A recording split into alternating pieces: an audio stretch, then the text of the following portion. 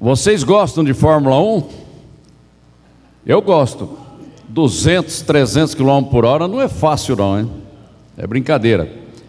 A nossa pregação, nós vamos seguir um ritmo mais ou menos parecido, tá? Eu não quero deixar nada para trás, para não quebrar a sequência daquilo que já foi programado e é muito importante. No mês de fevereiro e março, a CCA programou mensagens de Jesus.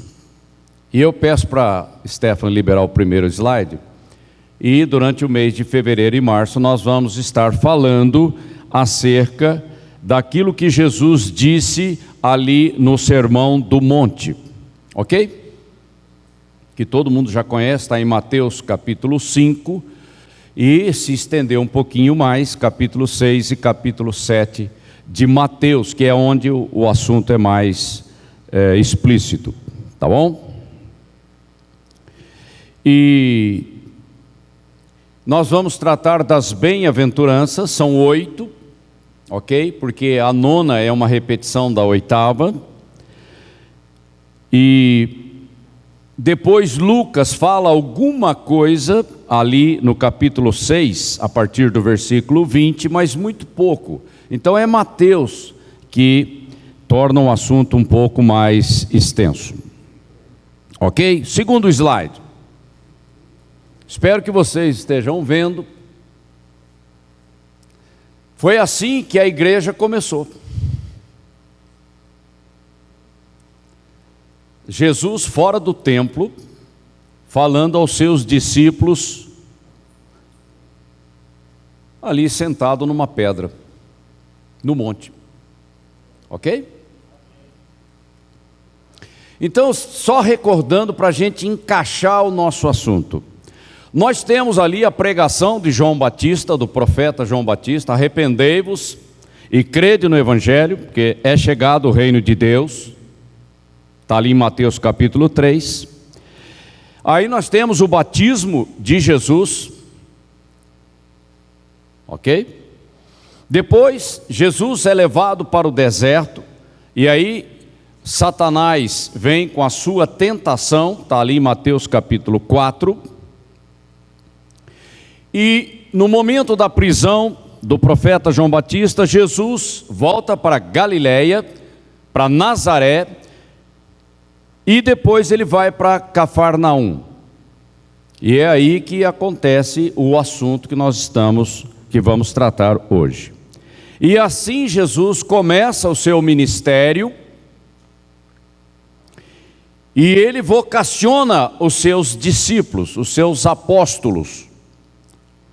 Ok? Isso vocês já conhecem, eu só estou relembrando para a gente encaixar o nosso tema de hoje. E ali em Mateus capítulo 5, versículo 1 e 2, Jesus vendo as multidões, Jesus subiu ao monte.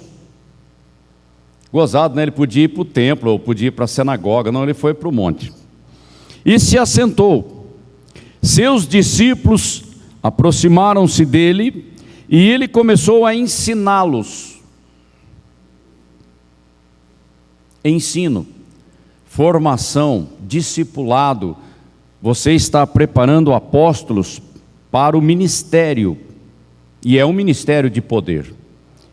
Dizendo, e aí ele introduz o assunto que nós vamos tratar e começar hoje, que é Mateus capítulo 5. Ok? Agora eu vou mostrar uns gráficos aqui, porque às vezes eu tenho a impressão de que as pessoas na igreja ouvem a pregação e acham que aquilo fala de alguma coisa tão longe, tão distante, né? Não consegue perceber a realidade dos fatos históricos. Então, o Espírito Santo tem falado, trabalhe um pouco nesse sentido para acordar o pessoal. Nós estamos falando de realidades, ok? Então nós temos aí Jesus falando aos seus discípulos, e ele começa com as bem-aventuranças, tá bom? Segundo slide. Aí vocês têm uma imagem cartográfica, um desenho, mostrando o mar da Galileia, ali na parte de cima. Deixa eu ver se a minha... Ali, ó. O mar da Galileia. Nós temos a cidade de Cafarnaum e provavelmente o monte Eremos, aonde ele ministrou aos seus discípulos as bem-aventuranças. Ok? E aqui embaixo nós temos Jerusalém e o Mar Morto, e isso aqui é a bacia hidrográfica do Rio Jordão. Beleza, Rafael? Segundo, outro slide, por favor. Esse é o monte. Às vezes fala o sermão da montanha, a gente pensa no Monte Everest, né? Não é assim, não é bem assim. É um monte, tá? Porque senão seria no Monte Hermon, né, Pérez? Aí teria que ser alpinista para subir lá em cima, ok? É um monte. E provavelmente Jesus achou algum lugar aqui onde ele, assentando-se, ele pudesse ministrar aos seus discípulos. Próximo. As fotos do Mar da Galileia são lindas, né, Valdir? Eu não sei se você teve a oportunidade de pessoalmente estar ali. Uma agricultura em volta, olha, coisa... É o deserto florido, uma coisa sobrenatural de Deus ali, né? Eu só não consegui descobrir esse contraforte aqui, qual o nome, porque ali, como tem várias montanhas por perto, eu tentei achar, mas não consegui. Mas viu, Rafael, vocês que estão aí estudando no seminário, vai lá, faz uma pesquisa e manda para o pastor aqui, tá bom? Outro slide. A bacia hidrográfica do Rio Jordão, para a gente se situar, né? Aqui você tem o Monte Hermon, que está praticamente na divisa com o Líbano, ok? E esse traço meio azulado aqui, um verde azulado, é o Rio Jordão, passando pelo Mar da Galileia e descendo em direção ao Mar Morto. Observem que aqui nós temos o Líbano e aqui do lado direito a Síria. Para vocês entenderem a realidade dos fatos. Outro slide. Novamente, para ficar bem explícito, a bacia hidrográfica do Rio Jordão, aqui a divisa aqui do Líbano, e algo muito importante na atualidade, as colinas de Golã. É a área geográfica do planeta Terra com a maior disputa militar que você possa imaginar. Não é a guerra da Ucrânia, não. Porque por aqui nós vamos ter a invasão de Gog, da terra de Magog. Ok? Então preste atenção nessas coisas. Eu trouxe para situar vocês. O próximo. Novamente, eu tive que reenviar a coleção de slides para a Thaís, porque eu não consegui encontrar essa imagem que vocês estão vendo agora, mas aí eu corrigi. Observem a quantidade aqui de posições militares de Israel na região nordeste do Mar da Galileia, ok? E essa faixa aqui seria as colinas do Golã, e aqui nós teríamos a Síria. Observem que todo o ataque que Israel faz contra Damasco, contra a Síria, os aviões entram aqui nessa região ou vão até o Líbano, e de lá eles lançam seus mísseis. Essa região é disputadíssima e a Rússia com o Irã são os que mais se interessam por esse negócio. Ok? E não se esqueçam que aqui a costa do Líbano com o mar Mediterrâneo, nós já temos bases militares russas. Ok? Então, quando a pastora fala que o tempo está se aproximando, Está mais do que você imagina. Tá? Ok? Tem mais algum? Bom, agora vamos entrar na nossa mensagem. Quando Jesus, proferindo ali a primeira bem-aventurança, o que ele estava querendo dizer? Eu trouxe algumas versões para vocês terem uma ideia de como é que é feita a tradução do versículo. Bem-aventurados humildes de espírito, bem-aventurados os pobres de espírito. Ok? Essa é a forma mais comum de se traduzir os versículos. O que quer dizer pobre? Afinal de contas, Jesus estava falando de pobreza monetária, de escassez, ou ele estava se referindo a outra coisa, ou ele estava se referindo às duas coisas? Porque Jesus, ele foi pregar para multidões. Ele podia ter ido para o palácio, ele podia ter ido para o sinédrio, mas ele foi pregar na rua. Ele começou pela sinagoga, aí fecharam o templo contra ele. Ele foi para a rua, aonde o povo está. Quem é a maioria da população em qualquer nação do mundo? Pobres. Se você pegar uma faixa de renda de 5 mil reais por mês para a família, quantos porcentos da população brasileira nós temos? Pelo menos aí uns 70%. E olha que 5 mil é uma faixa de renda até, né? Eu estou sendo até bonzinho, porque na verdade essa faixa é bem menor. Então aonde que está a maioria da população? Na rua? Na pobreza? Morando em bairros? Então é lá que o evangelho tem que chegar. Mas ele também passa pela Vila Oliveira também. Ok? Deus não discrimina, tá? Mas o sentido não era prioritariamente esse, primariamente. Aí nós vamos trazer a questão espiritual. Pobre de espírito fala da qualidade de um coração que ouve as boas novas do evangelho. Eu saí da igreja aos 14 anos e me levantei contra Deus e abracei o comunismo. Aí você quebra a cara, né?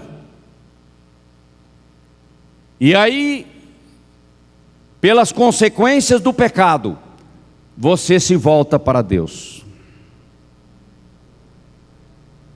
E Deus não te rejeita. E eu agradeço pela minha mãe e por outras pessoas que oraram pela minha salvação. Porque muitas vezes eu poderia ter perdido a vida, como de fato realmente aconteceu. Mas Deus é maravilhoso. Ele tem um plano para a vida de cada um e Ele quer que esse plano se cumpra. Ok? Então aí nós começamos a perceber que tem uma atitude para ouvir a palavra de Deus. É a humildade. Imagine um fariseu arrogante ouvindo as boas novas da salvação. Arrependei-vos e crede no evangelho, porque é chegado o reino dos céus. Você acha que fariseu ia lá nas margens do Jordão para ouvir aquilo? Não. A hipocrisia não deixa, a rebeldia, a arrogância do coração não deixa. Porque a verdade do evangelho confronta o pecado, o engano, a mentira, a falsidade na nossa vida. E eu vou desenvolver mais esse tema, tá? E Jesus começou o seu ministério pregando a mesma coisa que João Batista pregou: arrependei-vos. Ou seja, como eu tenho dito para algumas pessoas que têm passado por um discipulado comigo. Sem arrependimento não tem negócio com Deus. Simplesmente não dá, porque Deus resiste ao soberbo, ao arrogante. O Espírito Santo não consegue operar. Então eu preciso de um coração humilde, quebrantado, para ouvir a palavra de Deus, porque a palavra de Deus confronta a mentira na minha vida. Próximo slide. Agora eu vou linkar isso daí com outras coisas, para vocês verem que Deus tem objetividade no que Ele fala. Vamos começar aqui em Lucas. Jesus numa sinagoga em Nazaré, está lá em Lucas 4,16, ele pega o livro do profeta Isaías e lê essa passagem. Ele só não lê a última parte do versículo 2, porque Jesus não veio inicialmente para pregar sobre escatologia, o dia do Senhor. Isso daí viria depois, ok? Mas a primeira parte, ele disse: o Espírito do Senhor está sobre mim. Jesus realizou o seu ministério na unção do Espírito Santo. E você quer fazer diferente? Por acaso você é melhor do que Jesus? Sem a unção do Espírito Santo nós não somos nada. É apenas símbolo que retine, ok? Pelo que me ungiu para evangelizar os pobres. Deus olha para as nações e vê a maioria, mas o evangelho é pregado em todos os níveis da nossa sociedade. E ele disse: hoje essa profecia se cumpriu. Eu sou o cumprimento dessa profecia. Eu sou o Messias, o ungido do Pai. Bom, eu fico imaginando os rabinos ali torcendo o nariz, ok? Isso lá na casa deles, tá?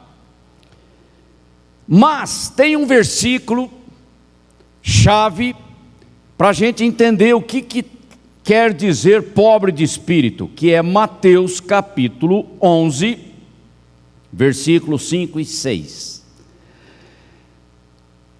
Aos pobres é anunciado o evangelho do reino dos céus, as boas novas da salvação, ok? Jesus está falando com os discípulos de João Batista, que foram lá perguntar: você é o Messias?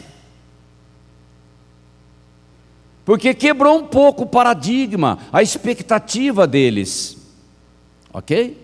Cordeiro de Deus que tira o pecado do mundo, nós estamos precisando de um Messias que nos tire da escravidão de Roma.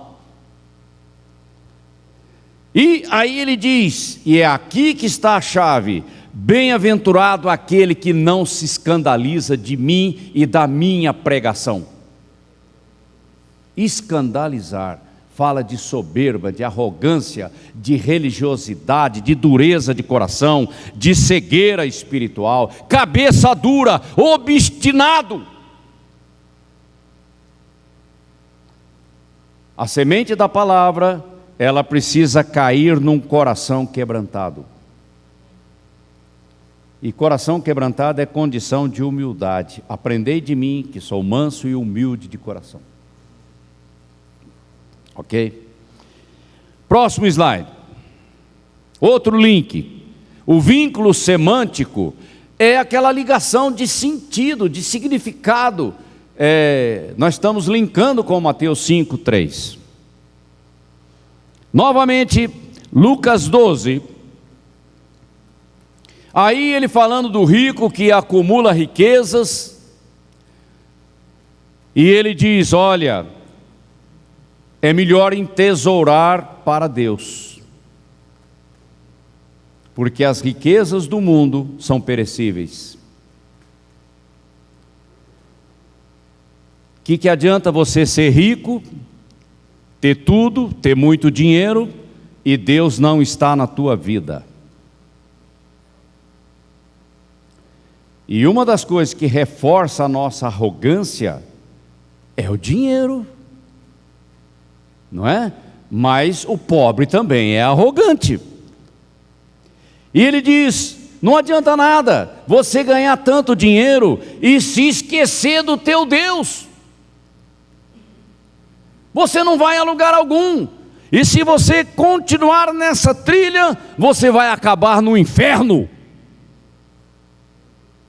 É simples assim. E ele diz: olha, buscai antes de tudo o reino de Deus, o reino dos céus, e as outras coisas vos serão acrescentadas.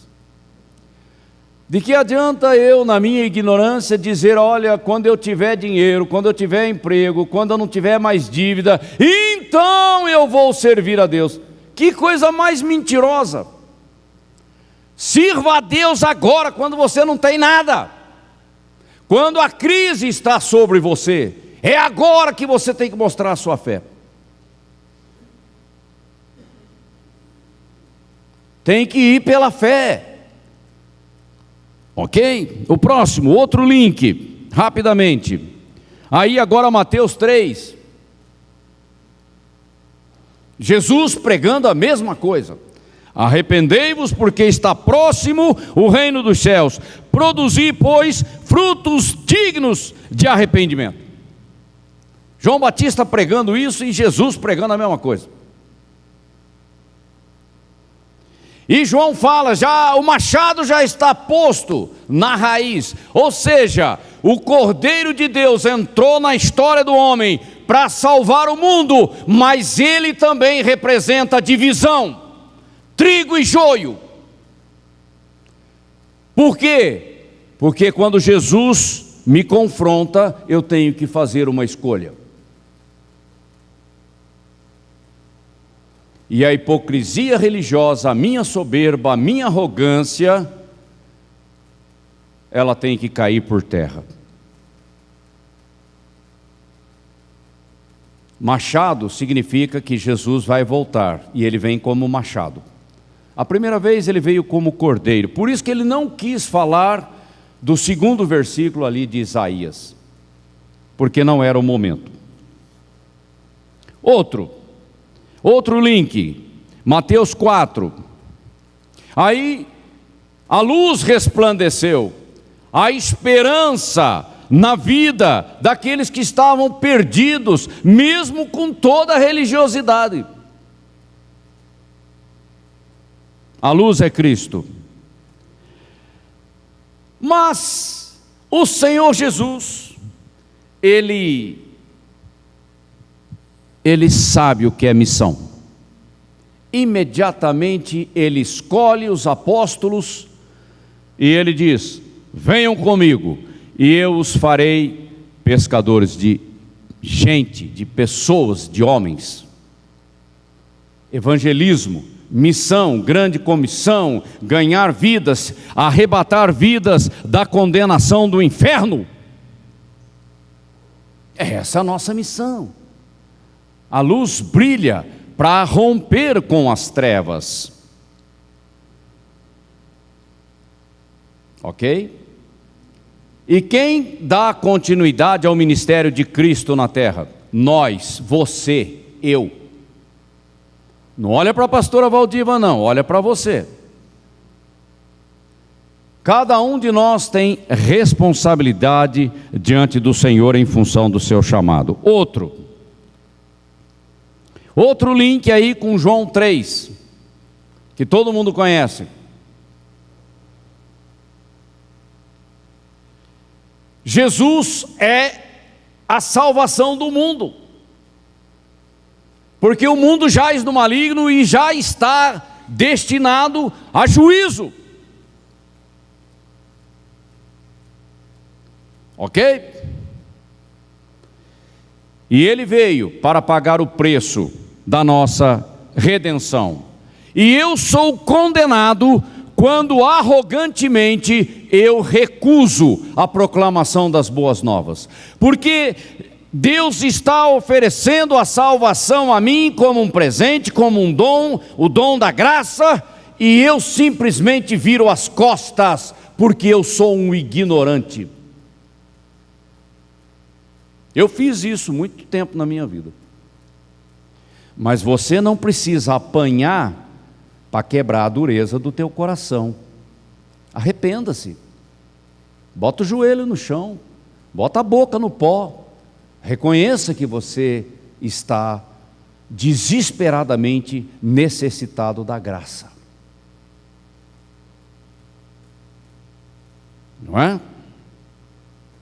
E aqui o interessante, quem pratica o mal, quem vive na prática do pecado, quem gosta de pecar, quem fez essa escolha, ele não gosta de luz. E aqui eu trago para a situação da igreja local. Eu não gosto de uma igreja que seja séria, que pregue o evangelho, porque me incomoda. Eu quero uma coisa light. Estão entendendo? E aí a liderança da igreja não pode sucumbir diante da pressão da massa. O nosso compromisso é com Deus, é com a verdade da palavra. Mas quem gosta da verdade vem para a luz. Quem gosta da verdade é humilde, reconhece que Deus está falando coisas que têm sentido, que são importantes, que eu tenho que dar atenção. Mas eu posso zombar de um pregador que está na rua evangelizando. Eu posso dar com a porta na cara dele. Eu posso blasfemar contra ele. Isso eu fiz muitas vezes. Tive que pagar com a minha própria vida as bobagens que eu falei. Queimei a língua. E é assim na vida de todos. Vai queimar a língua para você aprender a ser reverente diante de Deus. Mas esse não é o melhor caminho. O melhor caminho é o caminho da humildade. Ok? Aqui está o sentido de escandalizar. Bem-aventurado aquele que não se escandaliza de mim. Esse é o sentido. Quando alguém prega aqui em cima dessa plataforma, diga ao Espírito Santo o que o Senhor quer falar comigo. Não fica reparando no pregador se o cabelo dele está curto, está comprido, se o sapato dele está meio fora de moda. Não é isso que interessa. O que interessa é a semente da palavra entrando na minha vida e mudando e transformando a minha vida, porque esse é o tempo da minha oportunidade. Eu não posso entrar na igreja como quem não quer nada. Entra e sai do mesmo jeito. Aí depois pede oração. Ora por mim, irmão. O primeiro a orar tem que ser você. O primeiro a se consertar com Deus é você. O primeiro a se entregar, a se render diante de Deus é você. Não terceirize aquilo que é da tua responsabilidade, é da minha responsabilidade. Outro.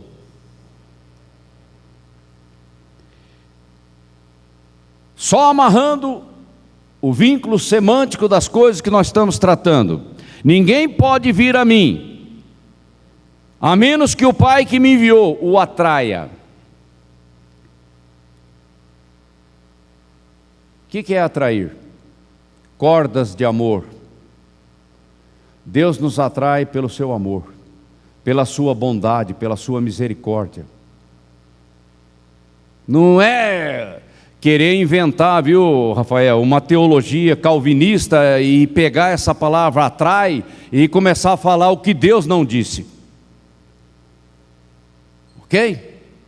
Deus nos atrai e Ele não discrimina ninguém.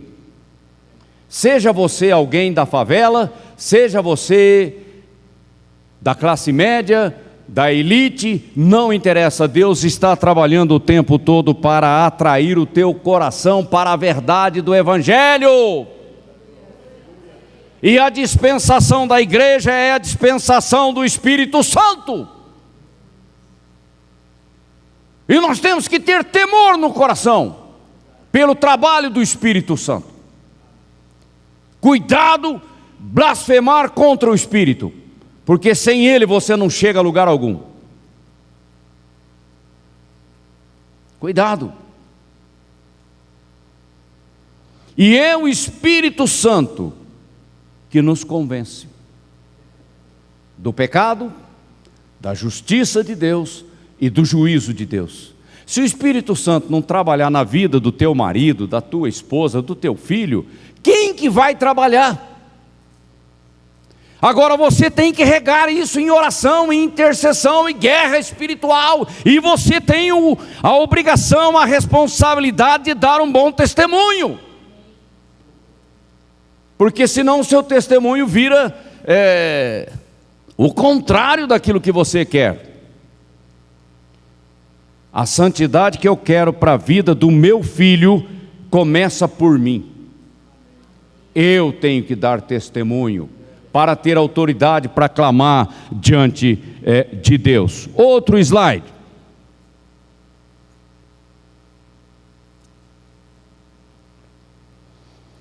Jeremias aí e João. Quem não nascer de novo não vê o reino. Jesus falando com Nicodemos. Quem não nascer de novo não entra. Ele não está falando, bem-aventurados os pobres de espírito, porque dos tais é o reino de Deus? Então vai entrar, né? Sem nascer de novo, você está fora. Não é religiosidade, é novo nascimento. É uma obra sobrenatural do Espírito Santo na tua vida.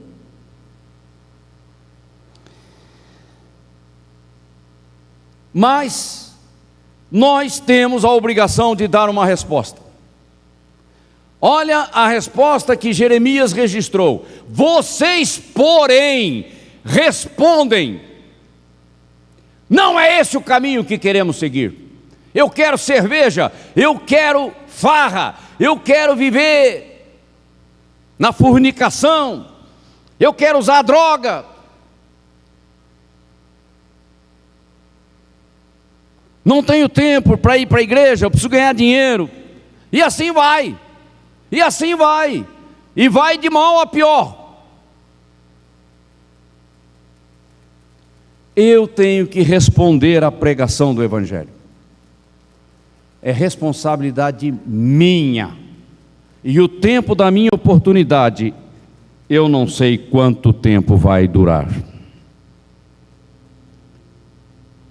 Jó, ele disse: a renovação das oportunidades da misericórdia de Deus. Eu não sei quantas, 2, 3. Não me pertence. Algo que está na soberania de Deus. Mas eu não devo perder nenhuma oportunidade que Deus me oferece. Não fique procrastinando, não fique se distraindo pela vida. Principalmente para os jovens, né? É tão fácil você ir para o mundo, né? Poxa, coisa mais fácil, mais divertida. Só que esse caminho é um caminho de morte. Não brinque com a morte, porque Satanás não tem nenhum respeito por você. Concluindo o nosso negócio. Vamos lá, mais outro slide. Vamos arrematar o nosso assunto então. Humildade de coração para responder ao Evangelho. Cuidado, viu, Rafael? No seminário tem muita gente incrédula, que gosta de filosofar. Filosofa e vai, e vai. Não, eu preciso de um encontro pessoal com o Senhor Jesus. Eu preciso da revelação do Espírito Santo na minha vida, porque senão eu vou ficar com assentimentos mentais a respeito de um Deus da Bíblia. É na prática, é experimental. Ouvidos para ouvir, olhos para ver, uma fé inabalável e um coração puro. sensibilidade espiritual. Humildade não quer dizer que o cara é ignorante. Humildade significa coração quebrantado. Não interessa a quantidade de dinheiro que você tem no bolso, é o coração.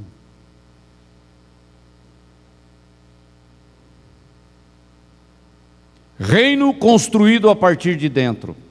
Não é o templo, não é essa parafernália de eletrônica e tudo mais. É aqui. Santuário do Deus vivo, aqui dentro. Ele governa a minha vida. O templo é apenas um instrumento, uma ferramenta, e é perecível, porque vai ficar. No arrebatamento ninguém vai levar, viu, Marquinhos? Você não vai levar violão nenhum. Lá no céu deve ter coisa bem melhor do que essa aqui. Tá? O tempo da minha oportunidade é aqui e agora. E aí, o que você vai fazer? O pastor prega aqui, gasta a garganta dele pregando, e você... será? Cuidado, você vai pagar a sua incredulidade. Queima a língua, sabe? Eu já experimentei isso na prática. Queima a língua, e aí você é obrigado a chorar diante de Deus, reconhecendo a sua estupidez. Não interessa a idade, tá? Integração à família de Deus. Eu tenho um encontro com Jesus, e aí eu resolvo ser crente em casa. No sofazão, vendo vídeo. Sai fora, você tá meio perdido. Fidelidade significa aqui. Enquanto eu estiver na CCA, o meu compromisso de aliança é com a CCA. Se Deus me levar para outro lugar, há uma transferência, mas é divina. Não é que eu saio porque briguei com alguém, porque eu estou de beiço caído e etc. É Deus quem promove os seus servos.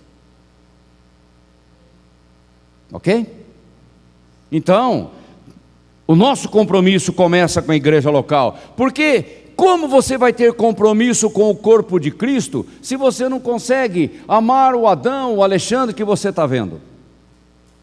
Corpo de Cristo é um negócio espiritual, não sei. Aprenda a ser fiel na prática.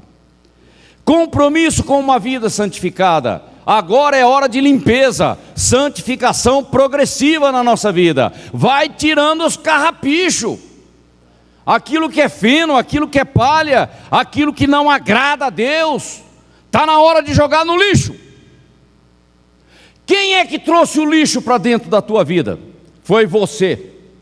Demônio não põe lixo, demônio oferece lixo, e você pega e leva. Agora, põe para fora. Isso é uma vida prática de fé, de obediência a Deus. Caráter e prática. Envolver-se na grande comissão, disposto e disponível. Pastora, pode contar comigo. Você pode ir lá terça-feira? Não posso, eu já tenho compromisso. Mas eu estou disposto. Tá. Mas na quinta-feira também não dá. Espera lá. Você vai servir a Deus ou não vai? Você vai ficar enrolando até quando? Bom, para mim estar disponível vem depois de disposto, tá? Disposto é algo interno, aqui dentro de mim. Disponível é uma prática, é uma agenda que eu construo. Então eu tenho que mexer nas minhas prioridades, meu dinheiro, meu carro, minha casa, meu tempo. Agora o reino de Deus passa a ter prioridade na minha vida. Disposto e disponível. Quem não está disposto e nem disponível para cuidar de ovelhas, ele está perdido na vida. Ok? Remir o tempo. Sempre é tempo de arrebatamento. Em qualquer geração, nós podemos ter um encontro com o Senhor nos ares. Então, ainda bem que a pastora Valdiva agora a ficha caiu e não tenho que temer homens, presbitério, seja lá o que for. O meu compromisso não é com o presbitério, é com Deus, é com o Senhor que me comprou, é com o chamado que Ele colocou sobre a minha vida. Presbitério, esse negócio vai ficar para trás, não vai subir não. Formas de governo, para com isso, lá no céu já tem rei, já tem senhor, já tem ordem. Eu não estou pregando rebeldia, eu estou pregando prioridade. A quem que eu devo prestar contas? Ao Senhor que me comprou e que me chamou e que me comissionou e colocou sobre mim a sua unção. E toda vez que nós comemoramos a ceia, fazei isto em memória de mim até que eu venha. É muito simples a mensagem escatológica da ceia do Senhor. Você está de lombo cingidos? Você está com as sandálias nos pés, pronto para partir? Não, ainda é cedo, eu sou jovem. O Mateus vai falar assim: Ney, eu tenho, não dá, preciso fazer a minha vida. Olha, Jesus pode entrar e arrebatar a igreja a qualquer momento, não interessa a sua idade. São tempos determinados de Deus. E para encerrar, o último slide.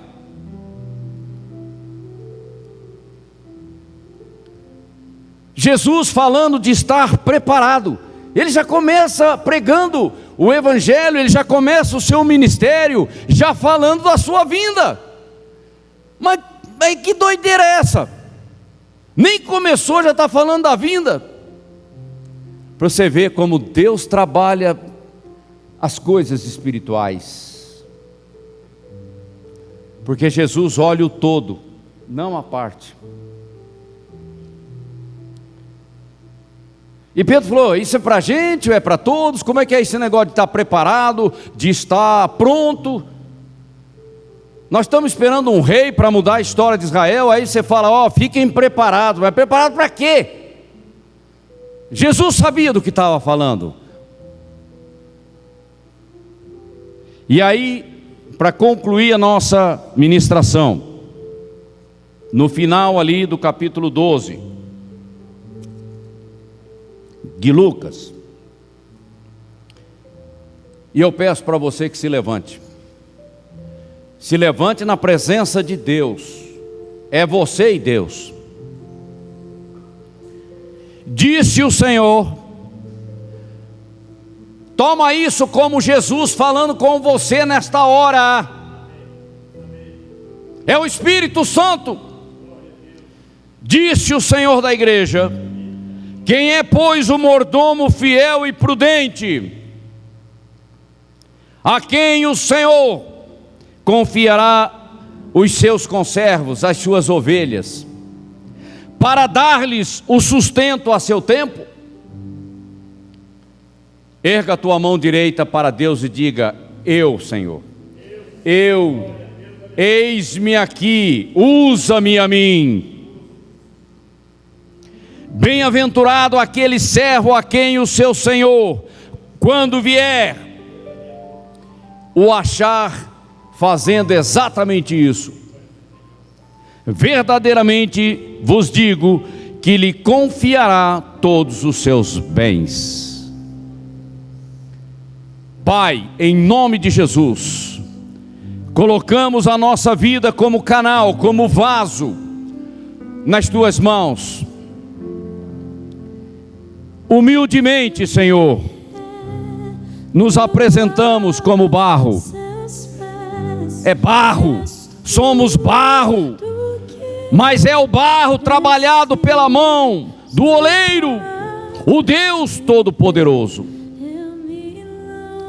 Deus, trabalha a minha vida, trabalha a vida desta igreja, Senhor.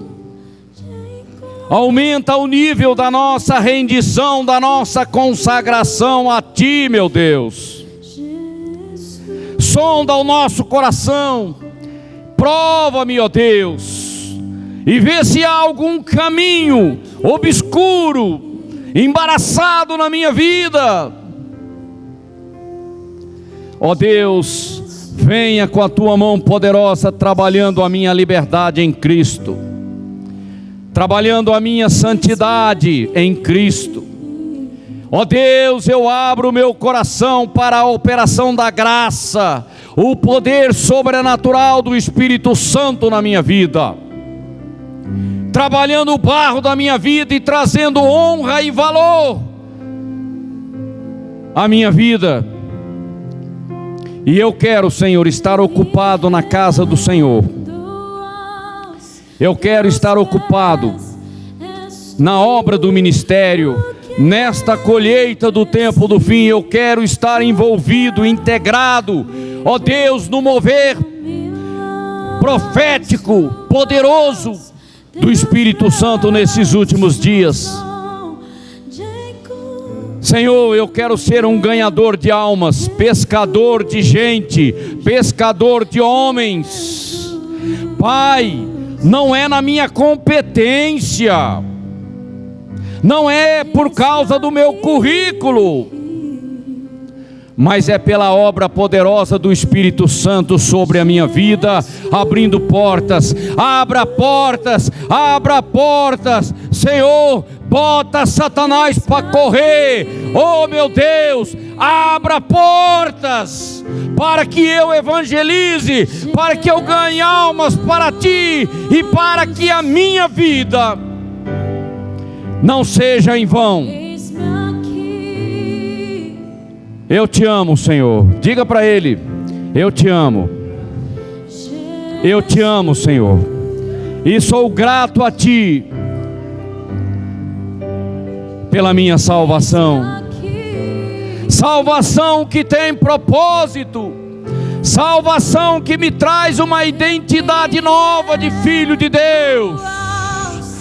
Salvação que me empodera para realizar as obras de Deus na terra. Salvação que me traz um destino seguro junto a Ti. Ó Deus, somos Teus, somos Teus, somos Teus. A nossa vida Te pertence, Senhor. Reconhecemos que fomos libertos da escravidão do pecado, da morte, da condenação eterna. Fomos resgatados para Ti e agora somos propriedade do Deus vivo. Obrigado, Senhor. Venha a Tua unção sobre a Tua casa, venha a Tua unção sobre a vida de cada um que aqui está. Faça algo novo, odres novas, para receber o vinho novo da unção do Espírito Santo. Oh Deus, oh Deus,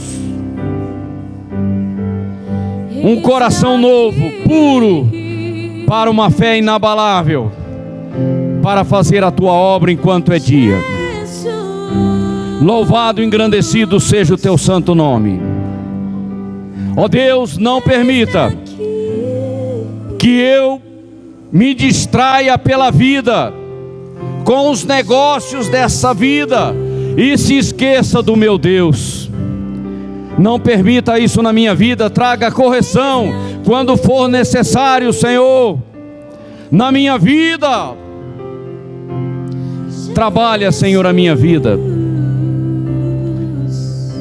Lapida, Senhor, o diamante do meu coração para Ti. Ó Deus, um diamante lapidado para refletir a glória do meu Deus. Que a minha vida seja motivo de alegria a Ti, Senhor, em todo o tempo. Em todo o tempo eu quero Te agradar. Em todo o tempo eu quero ser uma bênção na Tua casa. Ó Deus, e toda a honra e toda a glória sejam dadas a Ti. Aleluia. Aleluia. Abrace um irmão. Fala, tamo junto. Pastor Périx, abençoe a casa do Senhor com a bênção apostólica. Aleluia. Aleluia. Glória a Deus. Glória a Deus. Vocês foram edificados hoje? Amém?